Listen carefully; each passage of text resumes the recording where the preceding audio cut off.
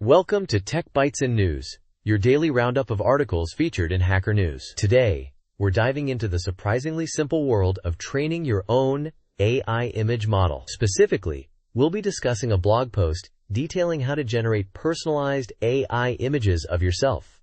It's way easier than you might think. That sounds amazing. I've always been curious about the technical side of AI image generation. What's the core process involved? The core idea is pretty straightforward. You need three things: a base model, a training technique, and a training dataset.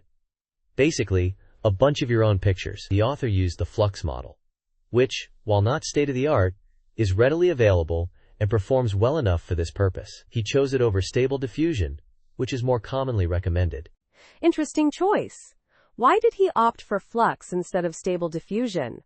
Was it purely a matter of personal preference, or were there technical reasons? He mentioned that Peter Levels, creator of Photo AI, had spoken highly of Flux's performance. So it seems like a combination of a recommendation from a trusted source and a desire to try something different. It also highlights the fact that there's more than one way to skin a cat, so to speak, in the world of AI image generation.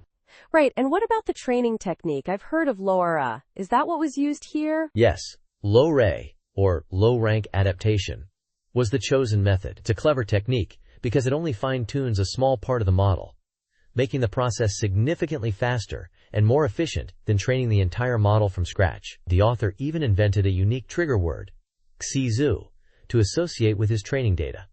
Clever, huh? So XIZU acts as a key to unlock the personalized model? That's a really neat approach. And what about the training dataset itself? How many images did he use? He used around 10 to 15 photos, emphasizing the importance of diversity in terms of expressions, scenes, lighting, and angles. He also noted that it's best to have only one person in each photo.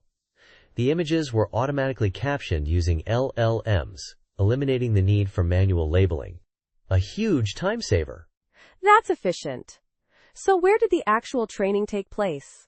On a powerful local machine? Or in the cloud? Initially, he considered training it locally, but quickly realized his hardware wasn't up to the task. He also briefly considered using a cloud GPU server, but ultimately chose Replicate, a GPU rental service with pre-built training recipes. This made the process incredibly streamlined. Replicate sounds like a great solution for simplifying the process. Did he use any specific recipe on Replicate? Absolutely. He used the Ostris/Flux dev LoRa-trainer recipe. The most important parameters were the input images, a zipped folder of his photos, the trigger word, XIZU, Hugging Face repository ID and token, and an auto-caption prefix. He also mentioned a helpful YouTube tutorial that walks through the process in detail. And after training, where did he store the model? I assume it's not just sitting on Replicate, right? He saved it to Hugging Face, a platform for sharing AI models, making it easily accessible and integrable with other tools. This is optional, as Replicate also saves the model. But Hugging Face offers better long-term access and collaboration possibilities. The trained model is a large file, about 180 megabytes. Makes sense.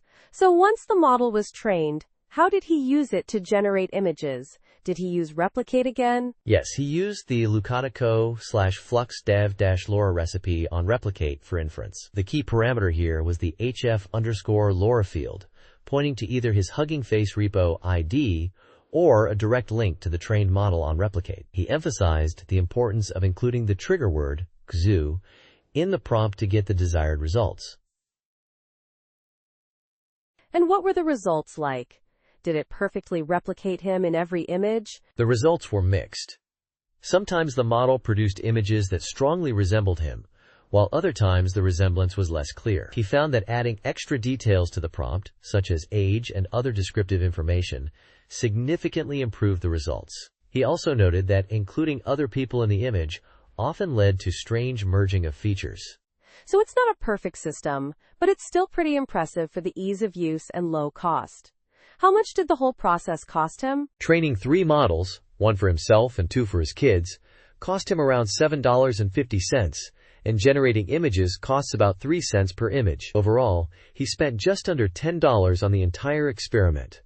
A very affordable way to explore a 50-image generation. That's incredibly cheap. It sounds like a fun and relatively inexpensive way to experiment with AI image generation. Thanks for summarizing this fascinating article. You're welcome. And remember, listeners, if you're interested in diving deeper, the original blog post provides detailed instructions and links to all the necessary tools and resources. This has been Tech Bytes in News, and we'll catch you next time. Goodbye. Bye-bye.